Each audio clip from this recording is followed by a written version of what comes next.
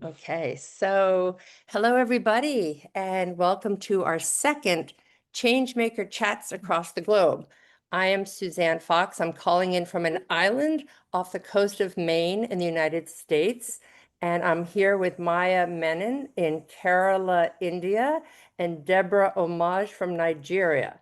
So we have lots of, we're far apart and yet we're so connected in what we all are doing, and we're really excited to spend time together. This Changemaker Chat series, we envision it as we're three women sitting around a kitchen table having a cup of tea. I actually have my cup of tea right now. It's 8 in the morning here in Maine, and we want to create a space that's just honest and open and vulnerable without any formal presentations, just to share. There's so many differences, but there's so much similarities about across the globe. What are we doing in India? What are you doing in Nigeria? What can we all learn from each other? So I want to start before we jump into the meat of our really exciting conversation, just to introduce ourselves briefly. Deborah, I'll start with you and just tell us where you're calling in from, a little bit about yourself and your organization. Okay, hi everyone. My name is Deborah Omage. I am calling from Nigeria.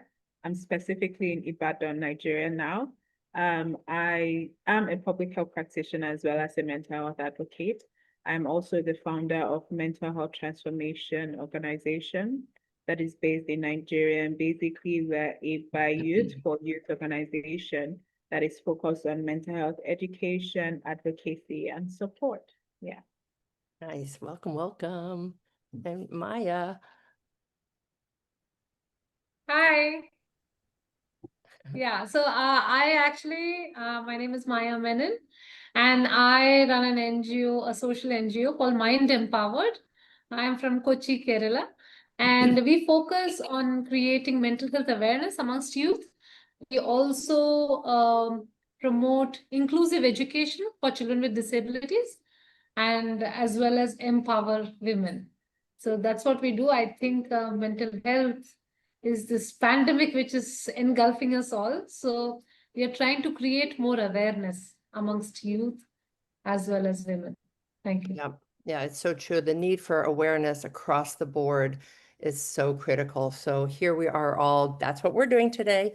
And I am Suzanne Fox. I'm the co-founder of the Yellow Tulip Project, also the director of global initiatives. And the Yellow Tulip Project is a youth-driven nonprofit organization based in the United States, but doing a lot of projects overseas in destigmatizing mental illness, spreading hope, building community. And I met Maya when I was in India presenting at some social work schools. I met Deborah when we were both presenting at a global mental health peer network conference. And I always just get so inspired by people that are actually talking the talk and walking the walk, because there's a lot of talk, but people who are change makers, which is why we called this series the Changemaker Chats, because there's just desperate need for action.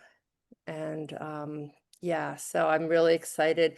I guess I just want to kick off, we're focusing today on youth mental health. And what would you all say? I mean, this is a really big question and we can narrow it down, but what is going on? I know it's some of the challenges in the United States. What are some of the main issues that young people in Nigeria, or not, that's a really big question. India, it's such big countries with such big populations, but what are some of the challenges that people that you are familiar with, your community, what are you seeing with young people in mental health right now? Okay, so from Nigeria, I would say two things. One being that young people are becoming more open in terms of expressing the challenges that they face. But secondly, they have no language to actually express the challenges that they have in relation to their mental health. So definitely they can tell that something is wrong, but they don't know what exactly is wrong with them or how to express what is wrong with them mentally. And secondly, I would say that mental health issues and conditions in Nigeria are on the rise, especially for our youth population, for a number of reasons.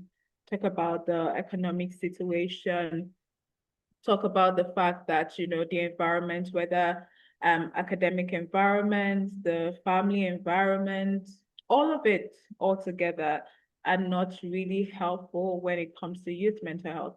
And so depression is on the rise, anxiety is on the rise, suicidal ideation and suicide is actually on the rise in Nigeria among the youth population. Yeah. Maya, I saw you're nodding your head. Would you just agree that it's similar in India? Yeah, so here again, just like Deborah said, the youth understands, but the stigma attached to mental health is so huge, right? Like they are hesitant to talk about it, right? And even if they understand, they especially like Gen Z, the college goers, they do not have the resources financially also, and even otherwise, like to actually figure out what to do. So the challenge is huge, and because India is such a huge population, so that's another, like, all of us, I don't think only youth, I think everybody is going through so much of mental health issues, and awareness is very, very important, I think so. Like currently, that is the main goal. At least become aware about it, and then start taking steps to, address the issue. That's what I think. Yeah. I know in the United States also, we have a top, it's called the Surgeon General. A couple of years ago, he declared a youth mental health crisis. And it is true here also that the rise in anxiety, depression, suicide, youth suicide, the state that I live in, it's the second leading cause of death. I think also, I don't know the same in India and Nigeria, but the role of social media, there's a lot of good things that come with social media, but there's so much negative impact on body shaming, on body image, on being, excuse me. There's just so much sleep issues that come. Sorry, I'm choking. Someone else want to step in while I drink some water. Sure. No, so what you said, Suzanne, is so true, right? There is so many issues, multiple issues which have been coming up, and we're all at a loss because this so after COVID, it has increased drastically, I would say, because even though our lives have smoothened because of technology, the same technology is actually, putting us in silos. Like today itself, I was having a conversation with some youngsters, and we were talking about how burnout is a common thing for a 23, 24-year-old entrepreneur, which you wouldn't really think of, few years back. A 23-year-old will not talk about burnout, whereas now they do. So that's the sad reality, I think. And yeah, with suicide rates as well, I think we all just need to gather all of us together and, work towards making them aware, helping provide this kind of platform that you're doing, Suzanne, like creating this platform so that people can talk about it and not get identified by it. I think that is very important, right? I think I totally agree with you. I think something that's a little interesting.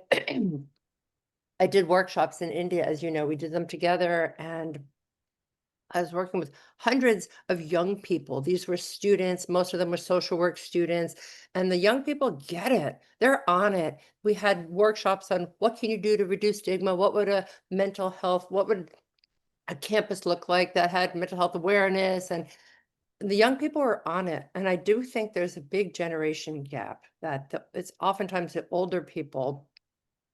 I've given presentations in the United States, and some of the educators have said, well, what do you do about the parents? Because the parents refuse to admit that it's a real thing. So I'm just curious, like this generation gap, I think we're all really focusing on education.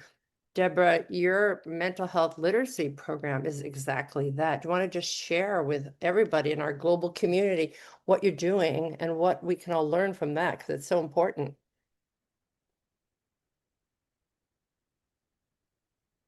Okay, so with our mental health literacy program, it's basically our flagship program in the nonprofit organization. And first of all, people ask why mental health literacy? And this is the concept behind it, okay?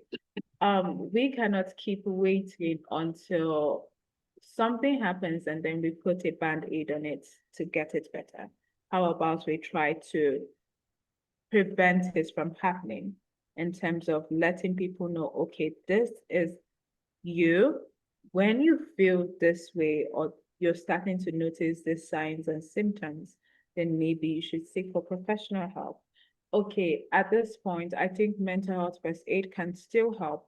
There's no need for you to take it up or escalate it up to the point of a professional for now. And that is why we do mental health literacy, because prevention is better than cure. So what we do with our mental health literacy program is actually in 3 phases. We have the teacher training aspect of it, the general mental health awareness session aspect of it rather, and finally the mental health clubs aspect of it. So for the teacher training aspect of it, what we do is we go to, no, I think I should start with the student aspect before taking it to the teachers aspect. So for the general student awareness sessions we do, but basically, go to schools, basically where we meet, where we find the youth population more, which is in schools here, because they spend most of their days and their time in the educational system. So it's just the best way to reach them. We go to schools, whether secondary schools or the higher institutions, to, educate them generally about mental health, tell them what mental health is, talk about the signs and symptoms, talk about mental health first aid, talk about places they can actually go to seek help. Because again, over time, we've realized that, okay, to some extent, they're becoming more aware, but they don't know where to go to seek help. And the question always still arises of, I don't have money. How am I able to pay for the services because they are expensive? So that is one aspect, which is the general student awareness session. We just go, introduce them to the topic of mental health, tell them about the basics that everyone should know when it comes to mental health. And then beyond that, we go ahead to set up mental health clubs in this environment, whether structured mental health clubs or, informal settings where the older youth can, just have a conversation, support one another, and things like that. And the reason why we go ahead to set up mental health clubs is for the sake or for the reason of sustainability. Because over time, we have realized that, one-off events don't really help. Yes, it plants the seeds in their hearts, but, it does not help water the ground. We need to do more in terms of teaching them in such a way that they learn and then they are able to teach others in their communities. So it's basically uses the training of trainer model. That is how the mental health clubs function. And then finally, we top it up with teacher training. That is, we go ahead to we educate the teachers about mental health first aid, trauma-informed care, and also generally about mental health awareness. Why do we do this? Is because we've realized over time that if we concentrate on the students alone and not help the environment or educate the environment which they find themselves in, it ends up worsening the issue rather than helping it. Because now we have taught them that, okay, this is the language to use. This is when you know you should meet with a counselor in your school. This is when you know you should speak up and tell a teacher or talk to your parents that, oh, you're not feeling well mentally. But if the environment, that is now the teachers or the parents around them, don't understand what they're saying, it just ends up frustrating the youth population more rather than, helping them, because it now turns into, I have this issue, I've spoken up, but no one understands me, no one gets what I'm trying to say. So basically, that is how our model works with mental health literacy, and we do our best to do it both, physically and digitally as well. Yeah. Deborah, do you do adult education also for the parents? Do you do that yet? Because as we Oh. said, that's like a big piece that needs to. Most definitely. So we have not started doing that yet, but it's something that we hope to do. It's just with reaching that population right now, it's a bit difficult in terms of the spaces where we find them. Now, over here in Nigeria is a very much religious country. And so if you want to find parents or the older population, you either have to meet them in the faith institutions, that is either churches or mosques or wherever it is that they worship, and their places of work. So trying to break through into that community is something that, we're still trying to find our way around. Yeah. Yeah, that is so important. I like what you said about the continued, there's an expression that we use, one and done, like did it one time and we're done, one and done. Like a lot of places have, we had a mental health professional come in for one day and give a talk. And that's not enough. It needs to be all day, every day. Keep doing these programs in different ways, inspire the young people to get involved, inspire the teachers, the educators, the parents. It's not one and done, it's constant. And yeah, Maya, I think you're doing like, it's interesting because Maya and I, neither one of us come from mental health backgrounds. We both come from, wait, what is going on? Something has to be done. And Maya, I love how, like, maybe just share a little bit about, you were talking, was it computer science, or you were giving talks with students not at all about mental health, but realizing we need to bring in these conversations. That's pretty cool that you did that. Yeah, so actually, Deborah, I was a computer engineer. Went on to become a teacher in a college, and yeah, teaching engineering students and post undergrads and postgrads, and teaching them technology. And then I started this along with my sister, Srila Menon. I started this organization, Mind Empowered. So that's my journey. And I was just telling Suzanne, like initially, I say, okay, we need to spread this awareness everywhere. So let's just go to colleges and talk. And I go to college, I'll give a free mental health awareness class for your students and everything. And they're like, nah, our students are sorted, no worries. And then if I'm like, okay, so what about, tech classes? So they'll welcome tech classes. And, even they're with open hands. So I was like, we need to, so what I do, I give tech classes, but I also intersperse mental health, how important it is amongst that. Because see, if we have to work to break the stigma, we have to work with the system. And for that, people have to realize that it is so important. Like that, for me, I would say it's the most important thing, mental health, right? Your mental health is sorted, everything else will fall into place. But for people to realize that, right? Even simple thing, it could be from depression to burnout to anxiety to anything. To realize that realization is the first, and then you address the issue. That's another set of, that's another hurdle altogether. So we say there are 3 A's, the awareness first. So once you know that you become aware it is, then you have to address it. So and accept it. That is very important. That because we have this image about ourselves, and then when we realize that, okay, this can happen to me, I can, there are these things that you have to accept about yourself and feel okay with it, yourself or your your near and dear ones. And that's a longer journey to accept. And then finally, after accepting, to reach out for help, right? Ask for help. That's a third A. That is so difficult, especially not because they don't want to ask for help, but because in the community is such a stigma. You don't want to be defined by it. You don't want people to, isolate you or address you by things like, because and I don't know how it is in Nigeria or in US, but like here initially, now I wouldn't say, but initially movies and all would just make, it would be very casually taken. Mental health would not be, but nowadays I'm glad to say that a lot of, like in Gen Z as well as in our interactions with everybody, this scenario is changing. But yes, we are still not yet there. It's a long way away. So so that's what we all need to work towards. This is my main thing. And that's what we want to bring in. That emotional see, it's not that you have to be happy all the time. That's not what mental health is about, right? What you have to have the emotional resilience to be able to navigate your life. That is the important thing. Mm. You go down, it's okay, but bounce back.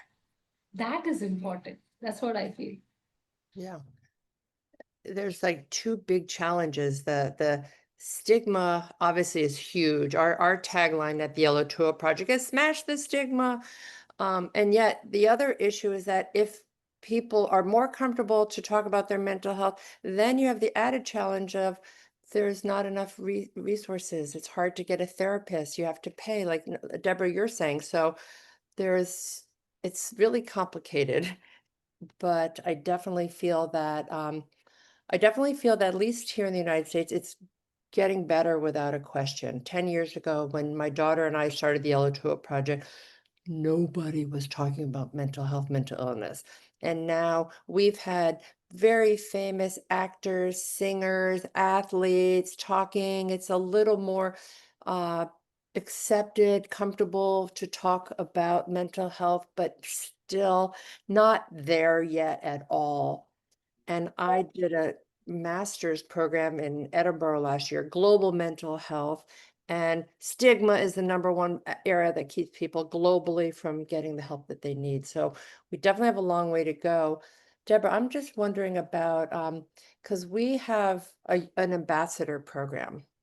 Young people, if you want to get involved, your voices matter, become an ambassador for the Yellow Tulip Project, bring it to your school, here's your kit, how to do it. And then these young people, because there's a lot of talk about youth voices mattering, but sometimes like, well, where are the youth voices? Why are they not here? And that's why you're here today, because you're an amazing activist, mental health activist, change maker. And do you feel that the mental health clubs that you have, are they run by the teachers, the educators, or what agency do the young people have in bringing change to their schools? Like, how do you train the young people to feel that their voices are heard and that their voices matter? Because that is kind of critical in addressing youth mental health, is empowering young people to feel that their voices matter and that they can make a difference. I'm just curious for both of you. Okay, so there are two ways we do it. One, in terms of the mental health club, but firstly, we plant the seeds in when we have mental health awareness sessions with them. So there's something that we always do, depending on whoever from our organization would be facilitating a general awareness session. So we always let them know that it's important to use your voice through telling our own stories. So eventually, after, we've done the general awareness session, taught them what mental health is, taught them about the signs and symptoms and all of that, we always end it with, this is why we are here. This is what we went through. This is how we spoke up, and this is how change is being made. So now how we empower them, or how they're able to take it up from there, is through the mental health clubs. So most definitely, first, we train the teachers in the schools to, deliver the curriculum which we have. And then from there, we have certain, activities, certain modules where it would be focused on the students. So the students will lead it and the teachers would sit back and just be in the background. So they are now empowered, to be able to teach mental health, create awareness in their school society, in their communities. And if at the end of the day, they choose to do a project, they tell us about it. If we're able to support as much as we can, being that we are in a low resource setting, and, funding and resources when it comes to mental health is something that it's still coming to life in our own society and time. We try to use the little we have to do as many big things as possible. So we ensure that whatever activity that is being carried out is low resource, so that even if beyond maybe they've graduated from the club or they've graduated from that school, they can always find a way to go about, replicating it in any society that they find themselves in.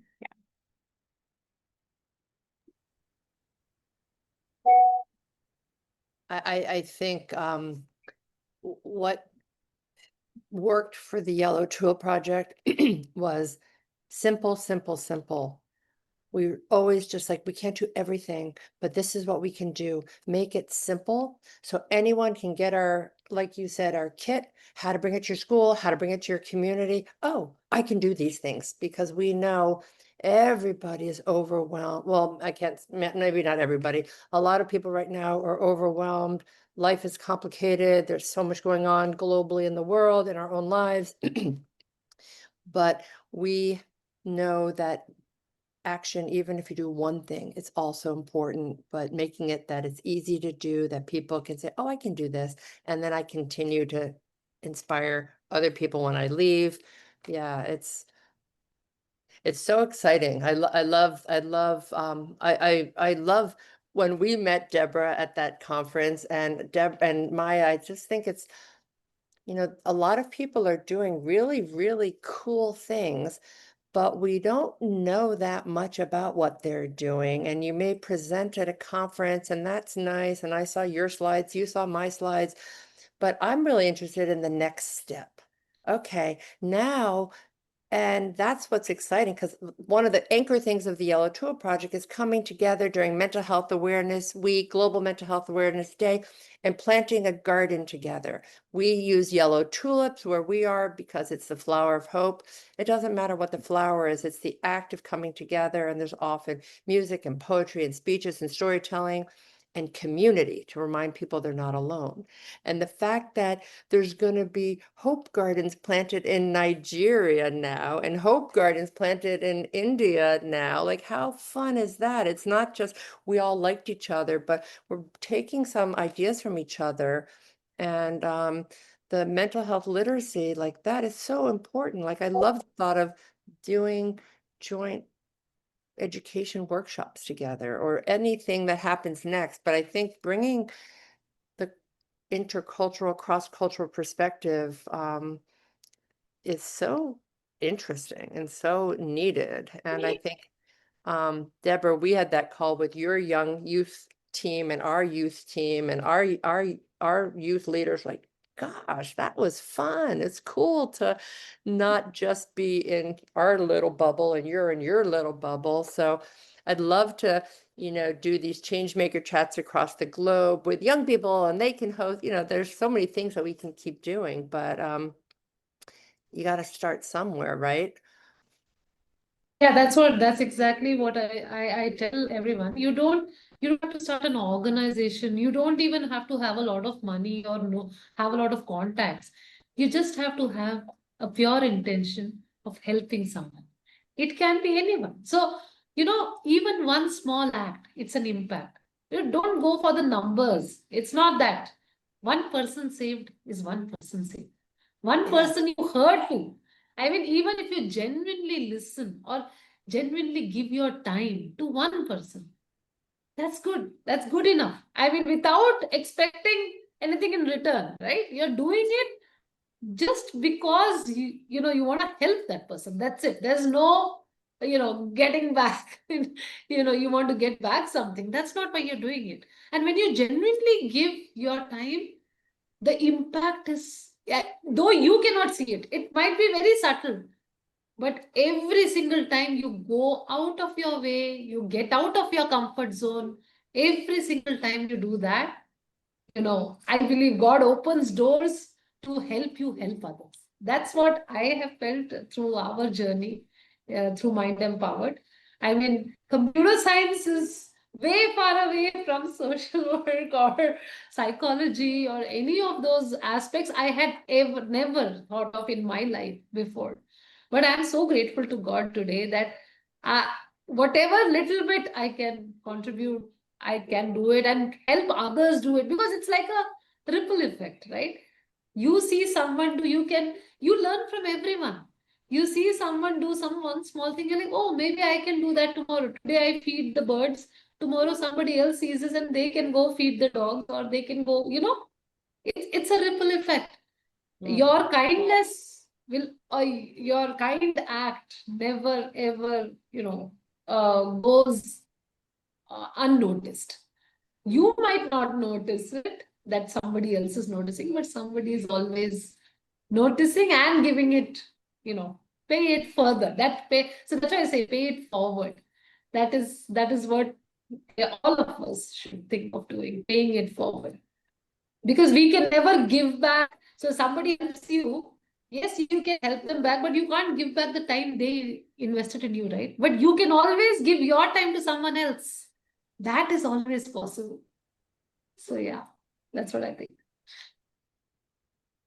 Maya, Deborah and I are both nodding our heads and nodding our heads. I think that's like a absolutely perfect place to close because it's so true.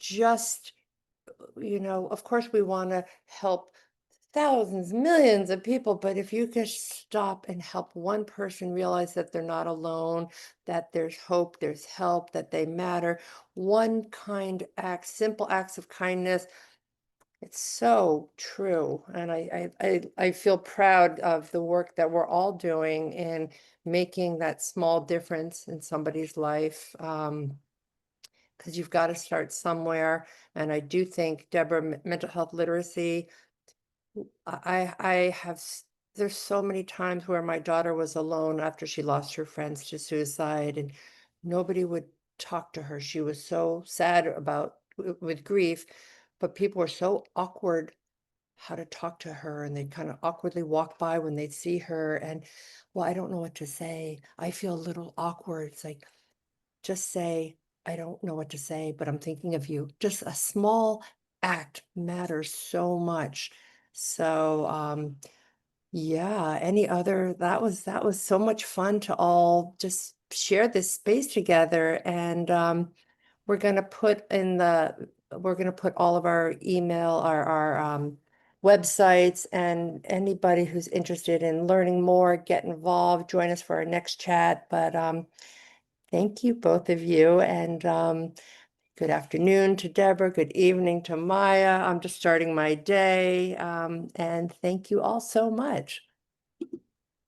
Thank you. See ya. Thank you. It's been great being here today.